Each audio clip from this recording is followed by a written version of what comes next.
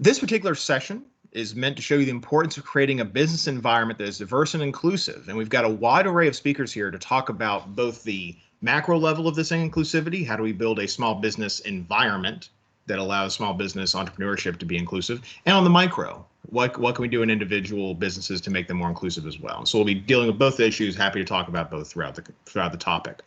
We're going to start with a few questions to kickstart the conversation. With our three panels. I'll get to them in just a moment. A few housekeeping notes. If you haven't already, as Kathy suggested, please mute cameras, mute your microphones and turn off your cameras using the toolbar at the top of your screen on Teams. Once it's over, we can go to you can raise your hand and we can take questions that way. We're gonna have a pretty good sized group, so would love to have you just put questions in the chat bar on the right. And also during the panel, I'll be putting some links and files and stuff that we're going to be talking about. If you don't have access to that bar because you're on a phone or other device, we'll make sure that the team gets it out to you if you've registered for this panel. And then a few notes, if you have an older version of Teams, which seems to be every week, they update this, you might have to hover the mouse over the center or the bottom of the screen to have the toolbar come up for all your muting camera needs. And you'll have your own ability to do that. And then the chat and hand raise icon will either be at the top if you have one or two the more recent versions, or they'll be at the bottom. They'll pop up when you hover your mouse down near the bottom. This is going to be recorded, but it's only being recorded for our internal note-taking purposes. So when Rick or Kat or Mikal says something,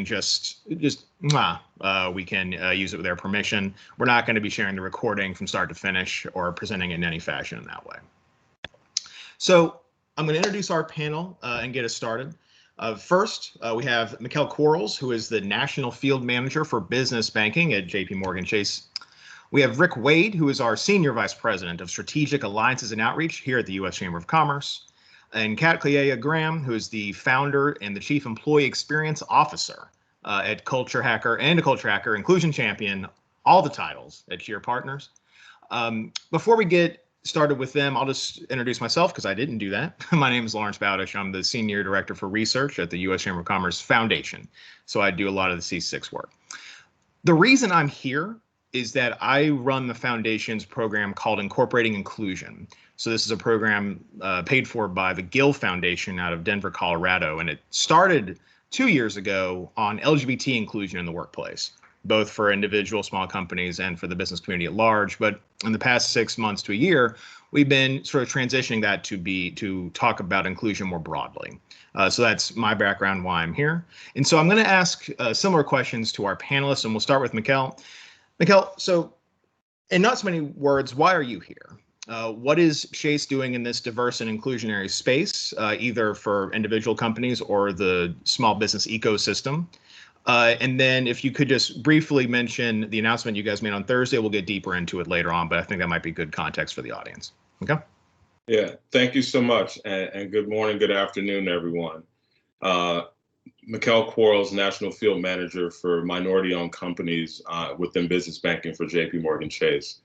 Why I'm here is because I'm specifically and intentionally focused on the support and resources that are needed for minority-owned companies that have equal access to opportunity, equal access to information, and equal access to capital. And so as a firm, we are focused very intentionally on the work that needs to be done to create that ecosystem. And as alluded to, we have made recently a $30 billion commitment over the next 5 years, focused on some core aspects of not just the small business space, but also the ability for minority-owned companies, minorities in local communities to have access to home ownership, to have access to fair and respectable housing costs, as well as the additional resources that are needed for minority-owned companies to have the access that they need from a procurement opportunity and we believe that there's an opportunity for us to do more to lobby and support those efforts. And so, as you mentioned, we'll talk more about what we're doing there, but really excited to be here today. Great, thanks, Mikal. Kat, so for you, again, sort of why are you here? And you're here, I'd like you to touch a little bit on why an inclusive small business ecosystem is important And then if you could, since you have a lot of knowledge and understanding on both the larger ecosystem and the micro ecosystem, if you could talk a little bit about sort of both and how they match together for you and your organization.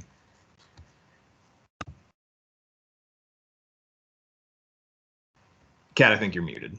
Okay, there we go. Sorry about that. So thank you, and very glad to be here. And you know, I think it's really exciting that we're talking about this today, particularly in the realm of small business. I am a small business myself, and so I definitely see it and feel it. And one of the things that I think, you know, Mikal sort of talked about that we're all going to talk about is, you know, what inclusion means to a small business. And I'm very passionate about the spectrum of privilege and how do you you know, call someone a small business owner or a founder or a startup person.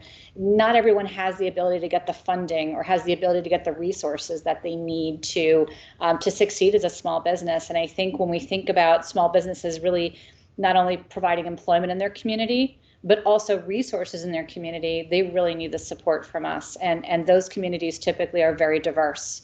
The reason I started the company that I started was because I believe strongly in the employee experience, connecting to the customer experience.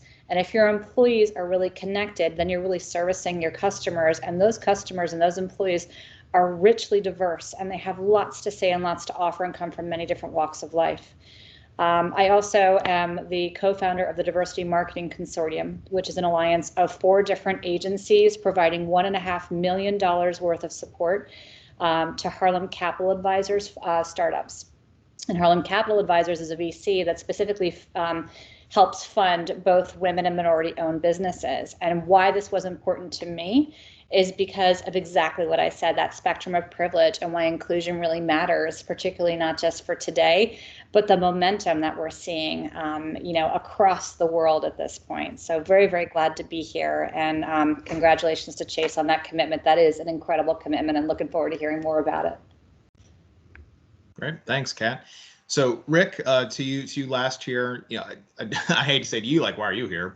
But sort of curious to think, you know, your role at the chamber, you know, what does the chamber see as what's important here, and why is the chamber taking larger steps in this direction of late? Yeah, thanks, Lawrence. Thank you for having me. Well, you know, we see the value proposition for diversity, equity, and inclusion. It's not just a moral imperative, but there's a business case.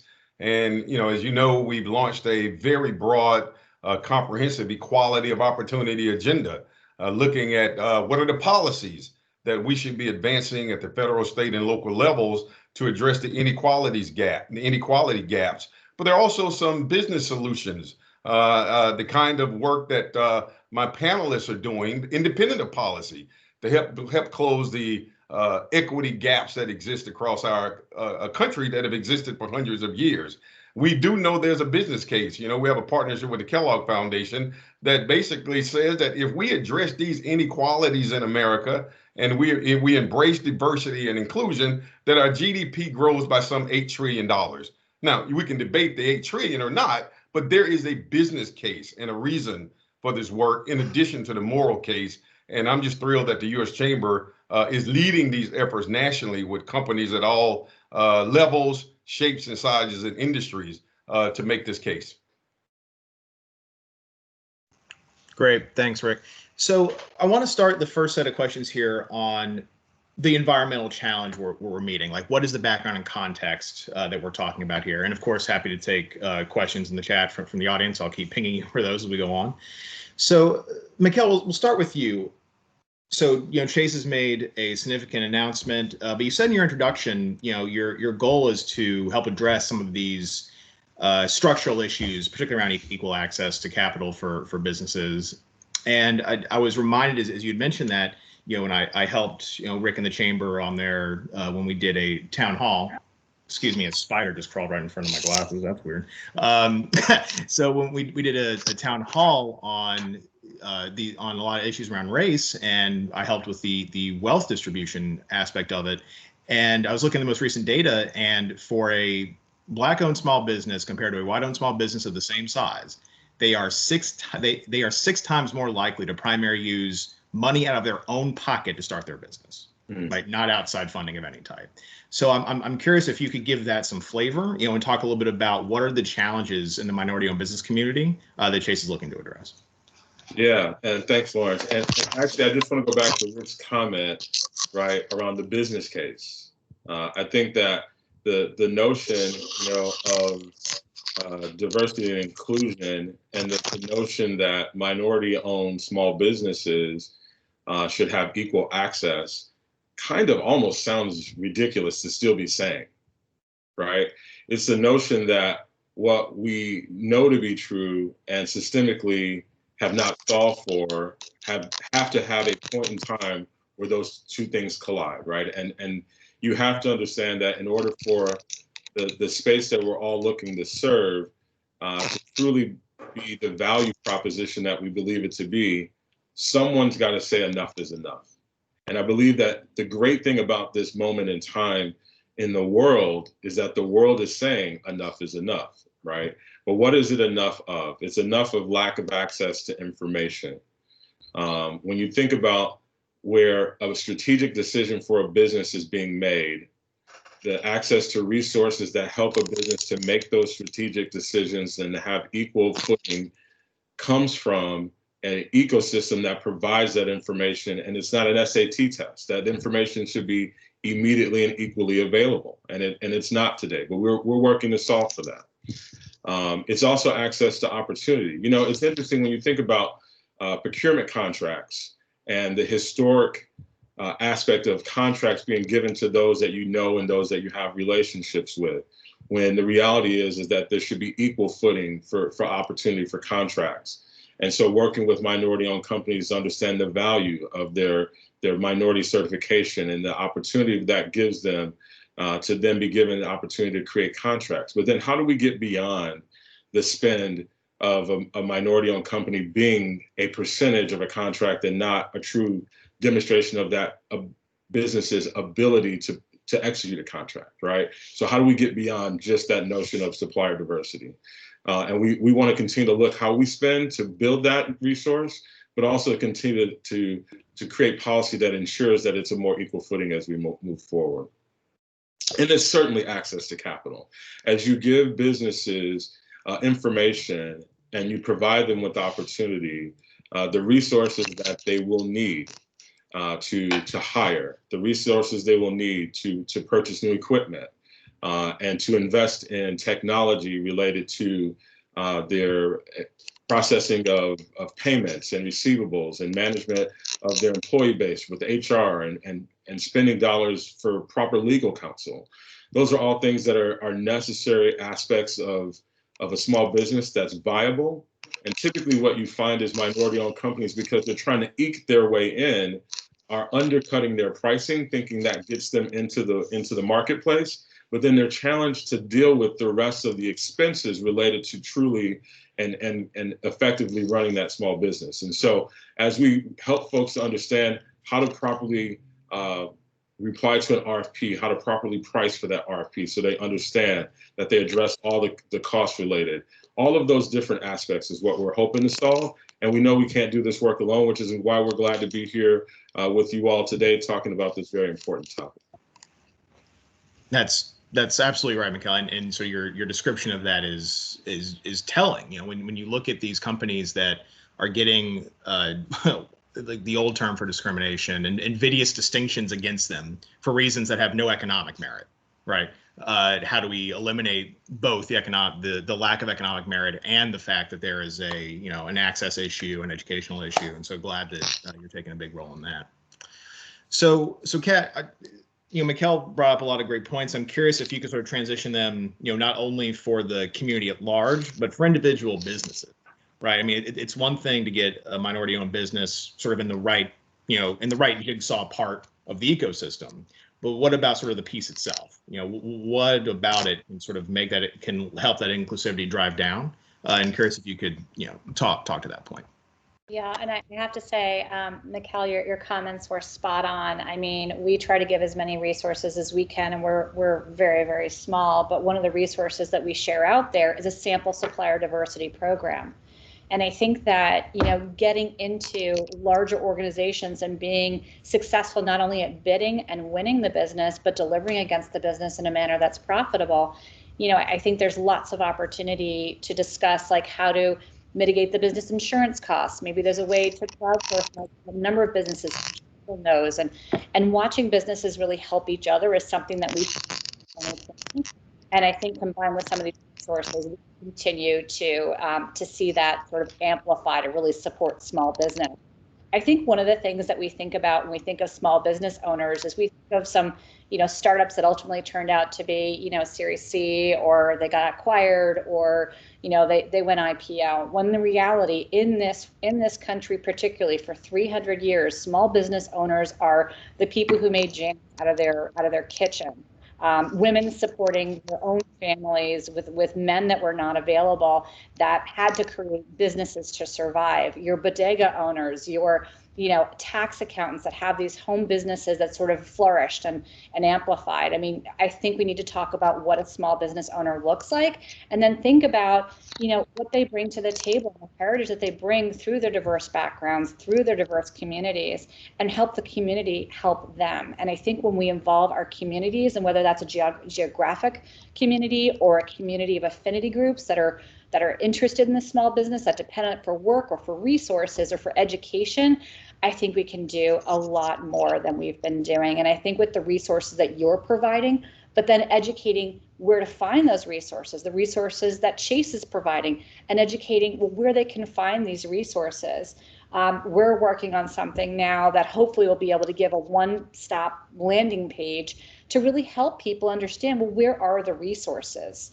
And I think that's really, really important. I think that, what we've seen with a lot of small businesses and large businesses is that, when we look at the customer experience and look at how people are feeling the impact of coronavirus, of racial and social injustice, of the myriad of things that are hitting them in 2020, I, like the rest of us on the panel, really feel encouraged by the momentum that is being built to make change and to be more resilient. And part of that is really what experiences our employees, customers are feeling, and making sure that we really know them, and really being thoughtful about how we can impact change. And all of you who are small business owners that are on this call today, you're already doing the right thing by being here and being conscious of it. And you can lead the way with and really drive some engagement, not only with your customers and your community, but with your employees, which will help you reduce turnover and help you mitigate your costs. Great, thanks, Kat. And then, so Rick, for you, one of the things that Kat was talking about is where these, small companies go for resources. And sometimes that's us, and sometimes it's 1615. Sometimes it's one of the thousands of local chambers around the country. So I'm curious, when you either when you do your work occasionally with small businesses and occasionally with these chambers, how are you helping sort of these leaders in the ecosystem think about diversity and inclusion generally? Well, I mean, they have to look at it in a very broader construct than we've looked at in the past. And I think that starts in part about how we even perceive minority and Black-owned businesses in the country. There's something about even the term minority, I think oftentimes, which denotes inferiority. And I think we got to reconstruct our thinking about who these businesses are and what they mean to our value proposition, again, the business case for economy and for growing jobs. The reality is that some 9.4% Black-owned businesses. Blacks arguably are a little over 12% or more in the workforce. Our data says that if the number of minority-owned enterprises was proportional to the labor force participation, we would add 1.1 million jobs, supporting an estimate of 9 million. I mean, we'd add 1.1 million businesses if that was in proportion, adding 9 million additional jobs and $300 billion in workers' income. The reason I'm saying that is because oftentimes we look at minority businesses more from a philanthropic lens as an investment lens that really does have a return. So I think we start there, Lawrence, and those are the conversations that we've been having across America, not just with state and local chambers, but corporations, business organizations, as well as community stakeholders. And of the 2.6 million Black businesses, these businesses are not just job creators, but they are major anchors in these communities. You're familiar with the research or piece that we released in partnership with MetLife, that during this pandemic and economic downturn, that we found that some 66% of these businesses are concerned about permanently closing. I know that there have been other data points. Whatever the case, that's unconscionable, because again, not just because they're Black-owned businesses, and arguably, and most of them are sole proprietors, but they're anchors in the social fabrics of these communities. So we got to figure out how to solve this dilemma for the short term, but also think about long-term sustainable solutions to not just help them survive, but help them grow and expand. And that's sort of been the strategic focus that we're engaged in at the UC. Sure. Absolutely. Thanks, Rick. And one thing I neglected to mention when we started was, we are, Rick particularly has been really helpful helping out with our program with American Express and the Coalition to Back Black Businesses. We are now in process of passing out these grants. And the thing that has gotten me, it's one thing, to hear everyone say it and understand that, Black-owned businesses often are pillars and anchors in their communities.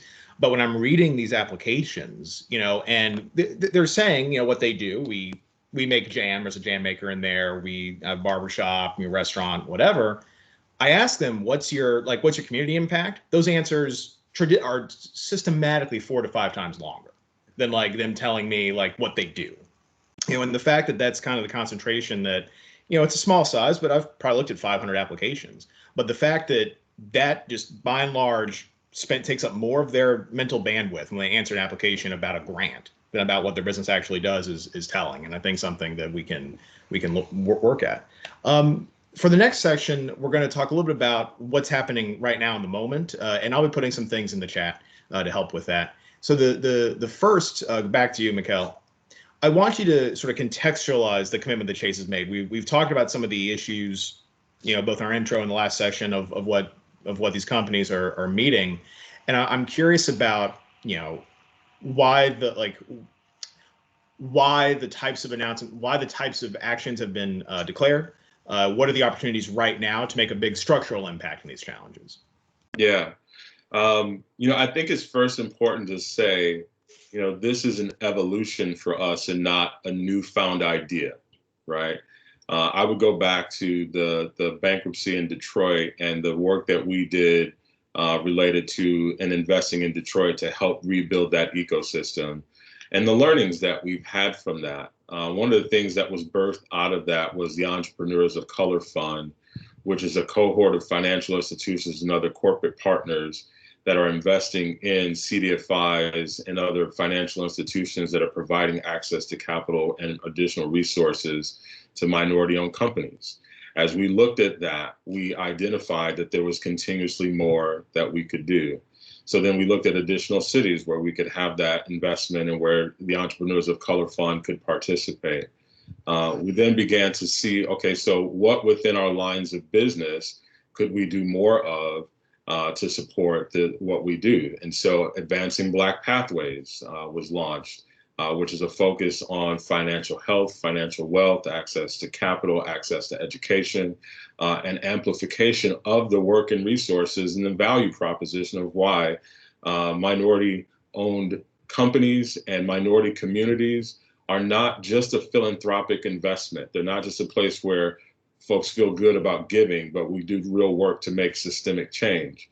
The reality is, a one-time investment is essentially the same as giving someone a fish, right? So the whole notion, you teach someone to fish and you feed them for a lifetime. And so as we continue to make that investment, that's how we landed where we are today with this $30 billion commitment. And this commitment is related to affordable housing. 100,000 units of affordable housing is the number that we are fully committed to making sure we provide and invest. And 40,000 opportunities for existing homeowners and that desire to purchase a new home or to refinance their home. We have aligned dollars and commitment to ensuring that we provide that and make that available. We're also thinking about the small business community. The team that I currently manage is focused on mentorship, coaching, access to capital, and access to information solutions for minority-owned companies nationally. So we're building out a team of folks that are mentors to minority-owned companies, specifically Black and Latinx small businesses, women and veteran-owned companies, where we spend the time with them to share the ideas, thoughts, and strategies that they currently haven't had access to. A quick example would be an organization in Chicago that I was on the phone with yesterday, or Zoom with yesterday, and we were talking about the success that that business has had, the impact that the pandemic has had on his business, and the revenue that he's been able to retain, and the employees that he's trying to keep. And then what are the pivots that we can help him to make? What are the ideas that we could help him to think about? And so we started talking about procurement opportunities in the space that he was in. We're actually, with Advancing Black Pathway support, we're going to pay for him to get the necessary certifications to be a diverse business and be able to go through those procurement contracts and get additional access to resources. And so it's that work that makes sustainable change, because now he understands that system and business strategies that are aligned to it. It's also the commitment we've made to lend to 15,000 Black and brown minority-owned companies with a $2 billion commitment and investment over the next 5 years. So we are building out new technology platforms that are going to support that resource so we can make it an efficient and great experience for that customer base. It's also about the products that we're creating that are also going to support that, with lower minimum balance requirements and other ways to waive fees so that it becomes an easier and more attractable product for our small business community. So, like, as we continue to do this work, we want to continue to hear the ideas, of things that we need to continue to be thinking about, continue to invest in, to make sure that we're providing the right resources. It's also about us spending our dollars. And so we do have a commitment of $750 million in additional dollars that we're going to spend with minority-owned companies through our own supplier diversity efforts over the next 5 years. So we're really excited about where we are and where we get to go, and the impact that we get to make that makes a systemic and historic change in the communities that we're targeting. That's great, Mikal. Thanks. So, Rick, I'd like to go to you next, because Mikal has outlined this amazing sort of structure and platform to help small businesses, and it sort of reminded me of what you said a few moments ago about 60% of these businesses could be closing. Who knows how many of them are going to be able to take advantage of programs like Chase's and others to sort of develop and ride the wave.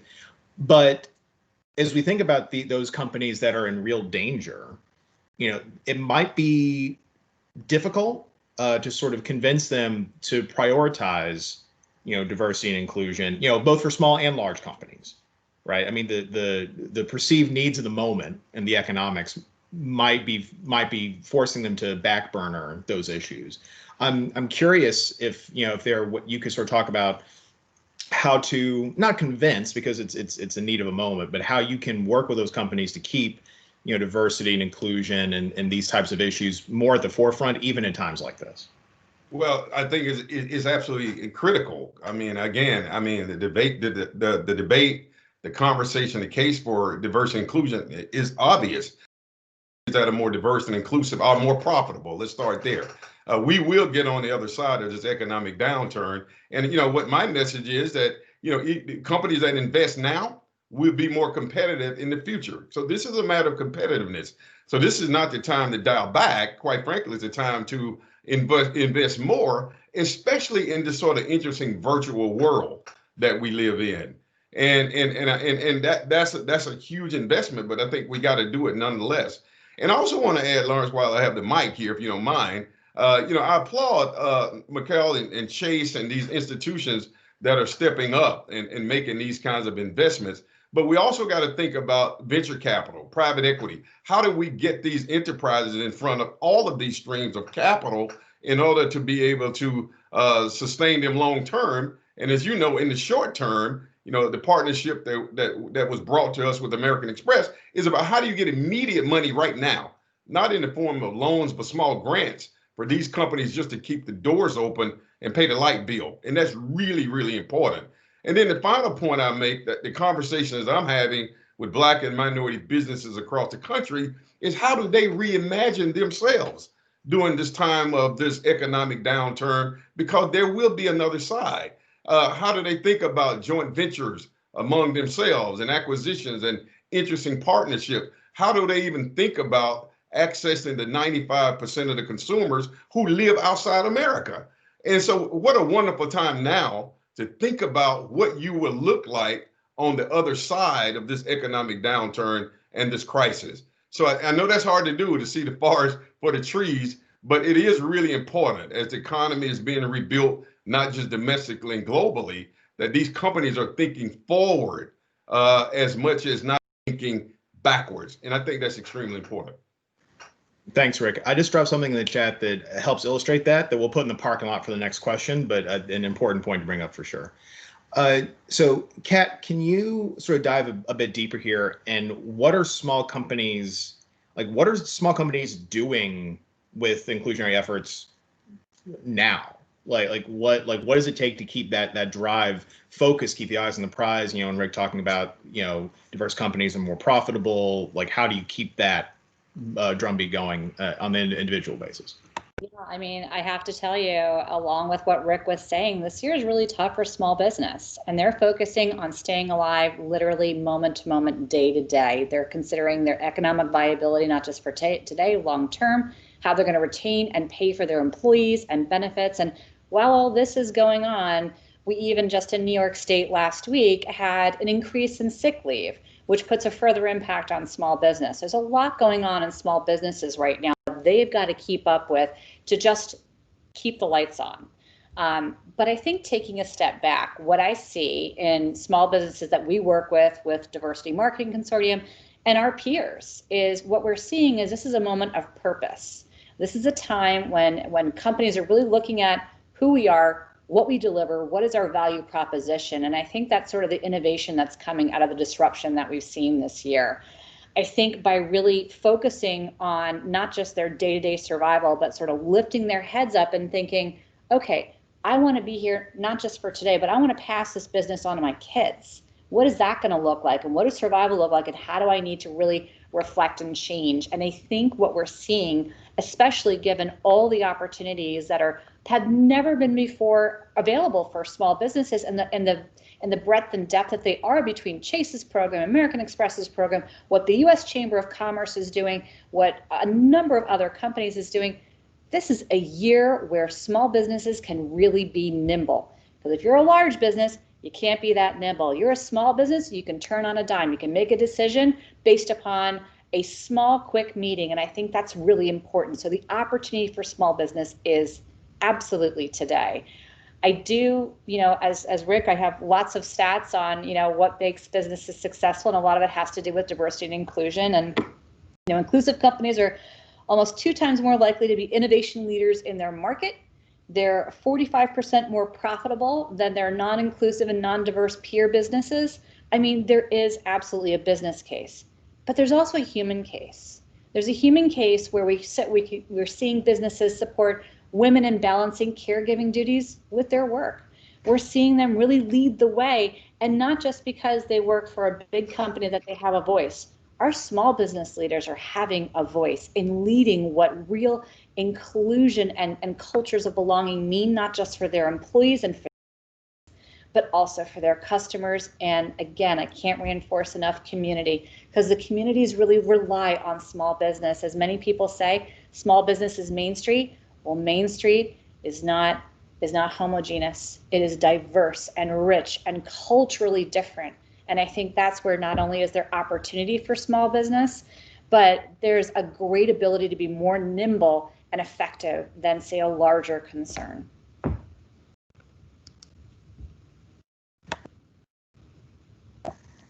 Great, thanks. Sorry, I had a unmute problem. Thank you, Kat.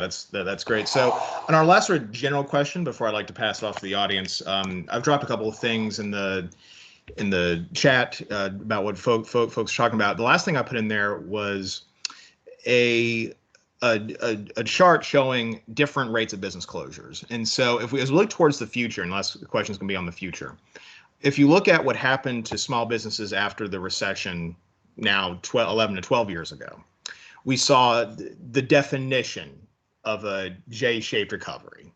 It just took a decade. And in fact, the small business numbers aren't even back to where they were in 2008. And so there's that long-term recovery that sort of showed a systematic issue. There's also a slide in there that shows what happened to businesses and counties that were federally declared disaster areas after a selection of disasters. And you see what happens is massive decrease, obviously, in small businesses after the event, but then a massive increase immediately thereafter. And for the most part, the number of businesses recovers within 2 or 3 years. And so I think one of the things I'd like to, as we contextualize this last question, not only do we have a moment here where a lot of small companies are in deep trouble, and unfortunately a lot of them won't make it, we in a historic growth of new small businesses, right?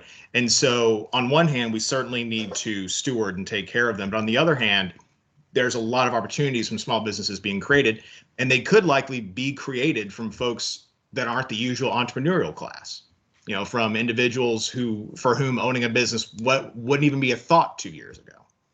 And so I like to sort of keep that in context as we think about the future. And so, Mikal, for your clients in underserved communities, and it's far too early, unless maybe it's not, but I think it's far too early to sort of know that, like, wow, there's a lot of new companies starting here that, or that need this assistance. But I'm curious, in working with the underserved communities that you've worked with, how important is that sense of community for business owners? How, I'm going to say inclusive, not in a diverse way, but inclusive to new joiners, right? Like, just, is it an open door? And what can entrepreneurs do to expand those opportunities for new groups of entrepreneurs generally?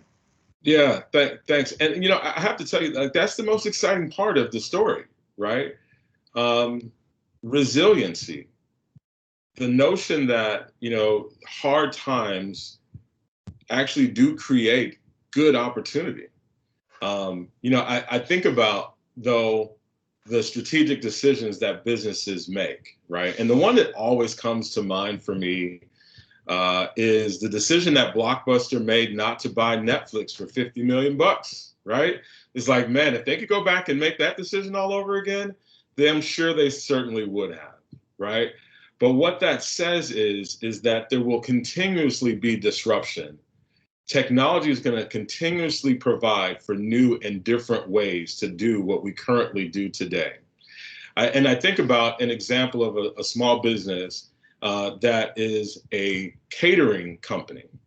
And the CEO of this company and the owner of this company spent 20 years in corporate America as a consultant in other roles, right? And then decided to go into catering for herself. She decided she wanted to be an entrepreneur.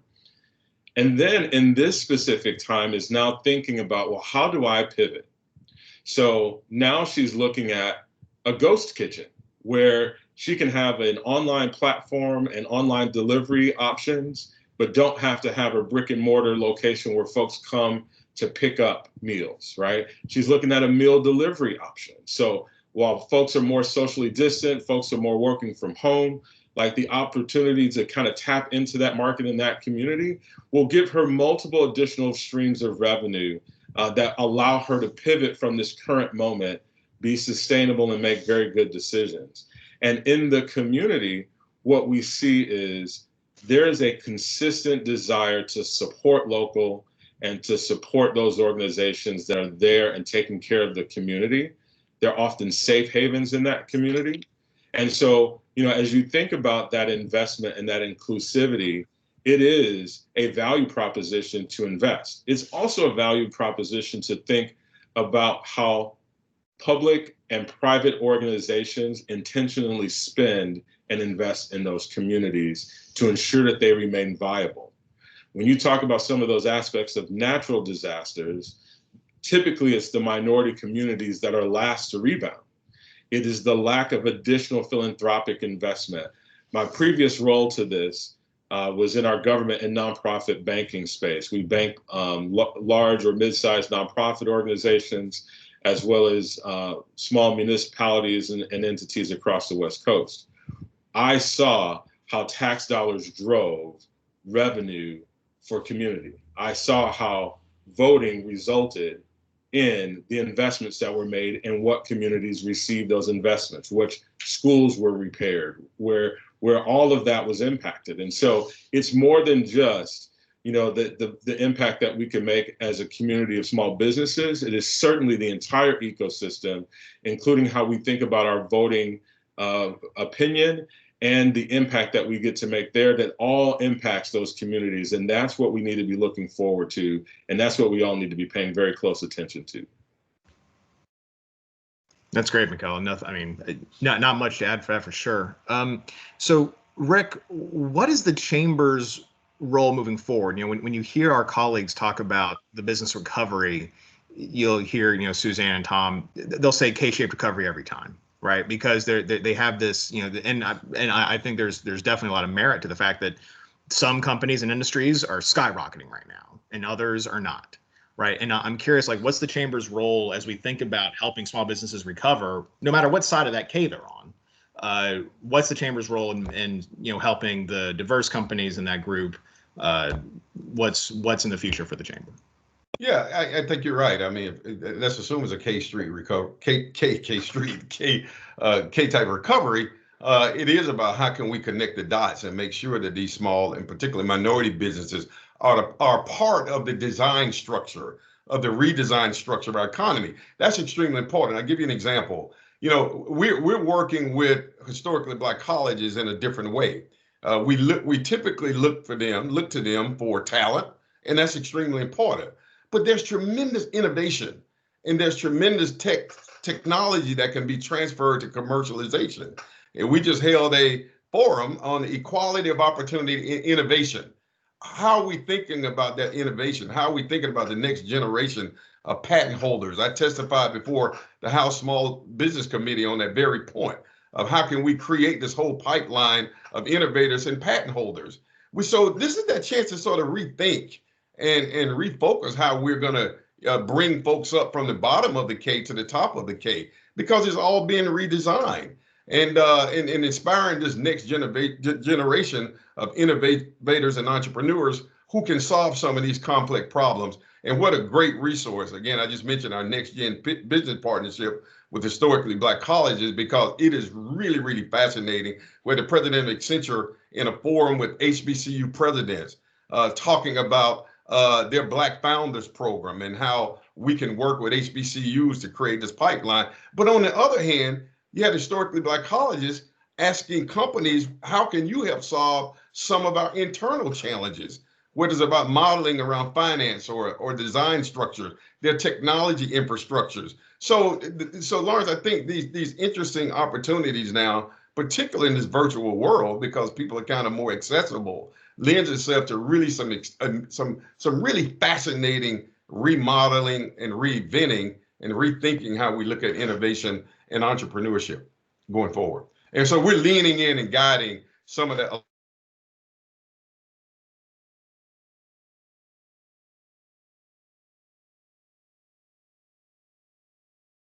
Rick, I think I'm almost done doing his comment. I'm sure he'll pop back in. We'll let him finish. Kat, of all the changes we've seen, in the past 12, 18 months, the small business community, small businesses generally, we're curious, how can small business owners get ready for what's next, right? How can they, take in some of these lessons from inclusionary? We actually had a question come in here, and I'll sort of feed it into this. What are ways that these businesses can be supported that are at risk of closing, and how can we do that ahead of time? How can we build resiliency for these companies? So I'll let you sort of take both those questions at once. Yeah, happy to. And that's actually a really great question. My response is going to be from the lens of a small business owner, right? Because we help large and small companies, but we're also 11 people, right? So I'm right in the thick of it. And I feel for everyone who's in a small business trying to figure out how to make the massive pivot. And what I would say to what Rick was saying, it is about the smaller innovations. It is not about the big change. It is about some actions that you can take. And I do see a lot of people who maybe were affected by COVID and lost their jobs saying, I'm going to chase my dream now. I am in a position where I feel like I am ready. And some of them are doing it for economic sustainability reasons to feed their family, and that's okay. But some of them really have a dream that they're like, I'm going to redefine what success looks like.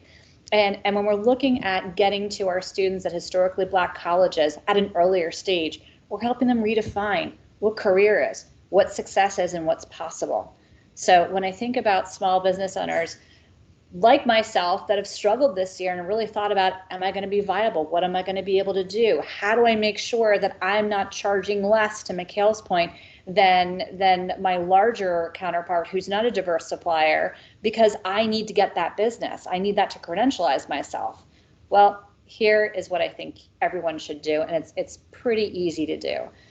Number one, create an advisory panel for yourself. It is free. It is years of experience, and those years of experience should reflect the diverse communities in which we live and the diversity of this country.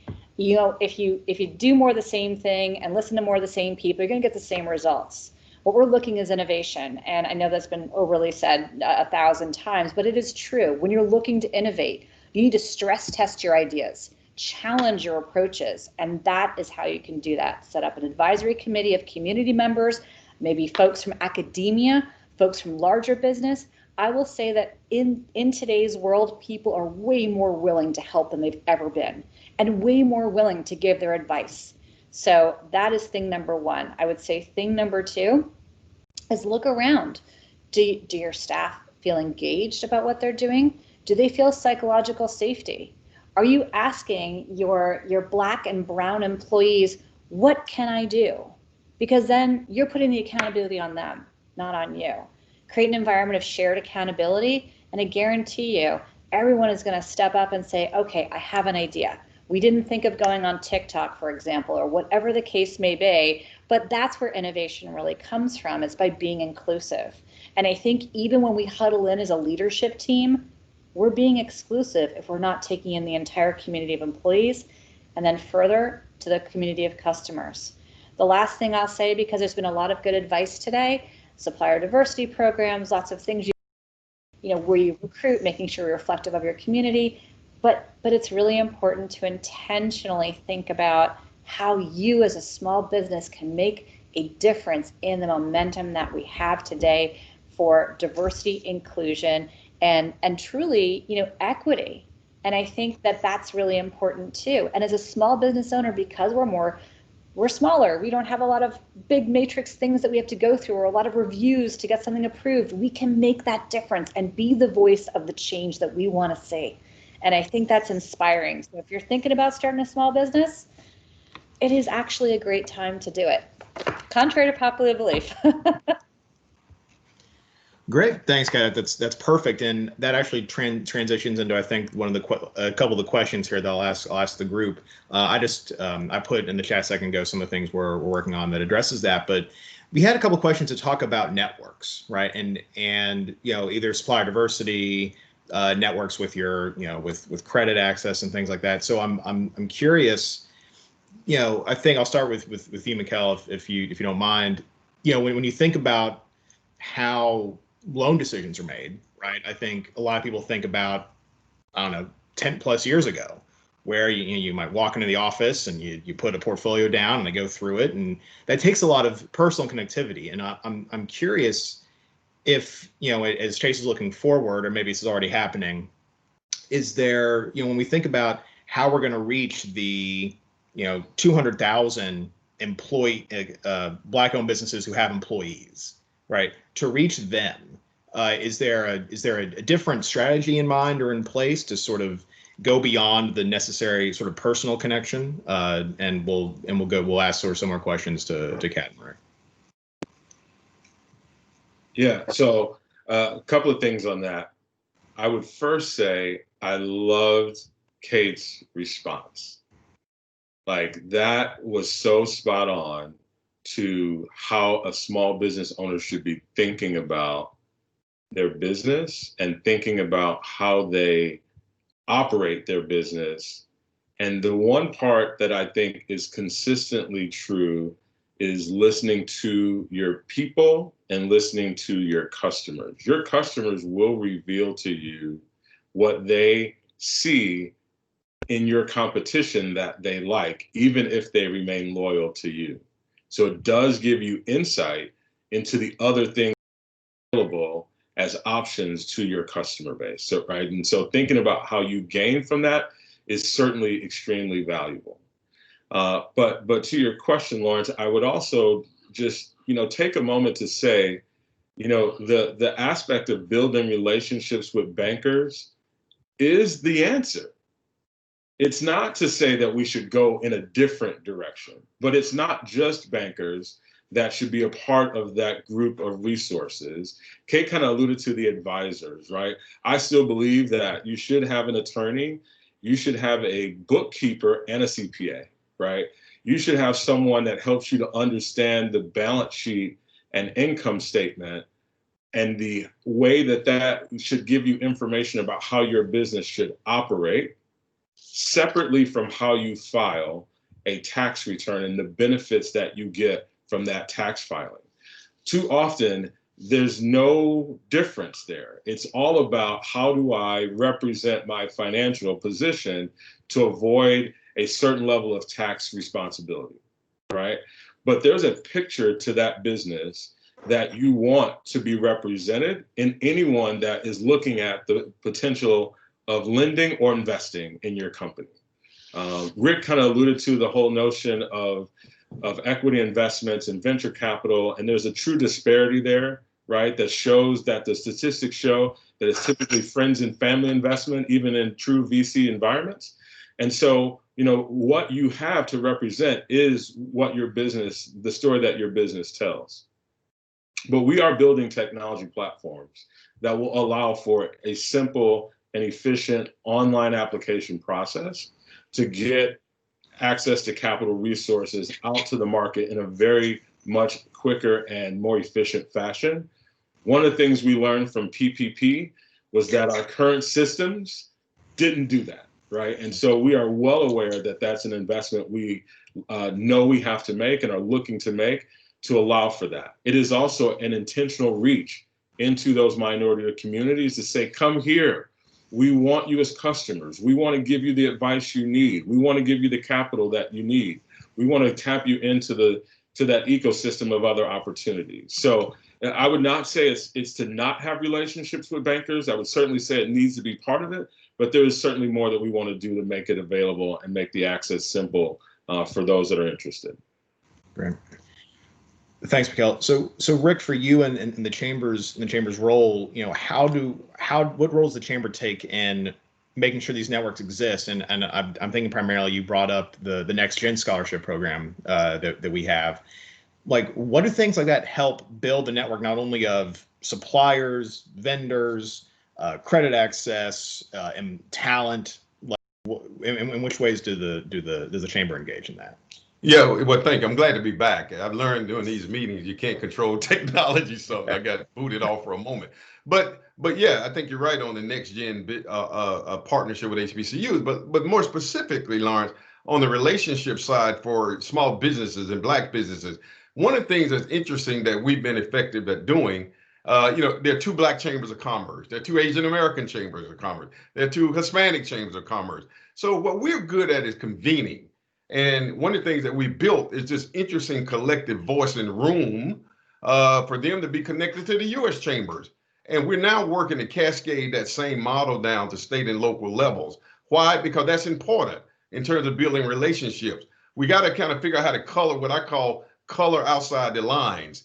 There is value for Black chambers and Black businesses to huddle among themselves, but it's more value or additional value for them to huddle among other white businesses and Latino businesses and Asian businesses and banks and other potential joint venture partners. So we're trying to create these really interesting ecosystems through the state and local chambers, through our infrastructure, our Federation of State and Local Chambers across the country. And I think that'll be extremely valuable because we know that we do business with people we know. I mean, that's how business is about relationships. And I'm excited about this work that we're doing to convene these business huddles and roundtables across the country. And I think there'll be tremendous value there. Sure. Thanks, Rick. So Kat, I'll shift this submitted question a little bit for you because I think you're the one who might be able to speak the most to this. There was part of this question talked about building diverse teams, and there's a specific part of it about building diverse teams now, where if you are trying to grow a team and you're working remotely, if you're in a geographic location that might not be very, very diverse, that might not be a problem anymore, right? If you're able to pull from farther away. So curious if you've seen small businesses deal with diversity amongst their teams, and if anything's changed over the past 6 to 8 months. Yeah, I think it really has changed. That's such a good question. I think that typically in small businesses, you bring your brother, you bring your sister, your cousin, your former coworker, and you kind of have this squad mentality that no one's going to want to join your small business except if you have a prior relationship with them. Getting back to relationships. And I think what this year has proven, particularly with, and I'm certainly a remote work champion, I think with the ability to have more flexible work arrangements in the future of work, we're able to really pull across a much wider field of talent to really go beyond geography. And I think that gives us the benefit of being able to be more inclusive, to have more diverse voices in the room, which we've seen at our company, but also seen at some of the startups that we're working with. It's kind of incredible. But then you have to take it to the next level. You have to have a very intentional onboarding experience that is inclusive, that is reflective of who you say you are as a company and who you aspirationally want to be. Because you cannot onboard someone if they are the only in the room, the same way you'd onboard your brother, your sister, your cousin. So I think where there's tremendous opportunity and tremendous talent and really the ability for small businesses of any size. And I know it's daunting for a small business to say, well, where do I begin to be inclusive? And do I really need to focus on that? Yeah, you do. And it is easy. You can take just 2 or 3 steps and amplify those steps, but make sure that it's authentic and that you're thinking about the full cycle. And I think that's just so important. Great. Thanks so much, Kat. So we are at time. I'd like to, of course, thank Mikal, Rick, and Kat for their time today and talking about this really important topic of making sure we build an inclusionary business ecosystem and inclusionary businesses. Put a lot of resources in there in the chat for you to go back to later. If you didn't get them, just reach out to someone on the team. We'll make sure you get it. And our last reminder, in about an hour, the Dream Big Awards are going to start. So be sure to come back for that. Kathy has a note about it here. And other than that, I'd like to thank everyone for their time and have a great afternoon. Thank you. Thank you.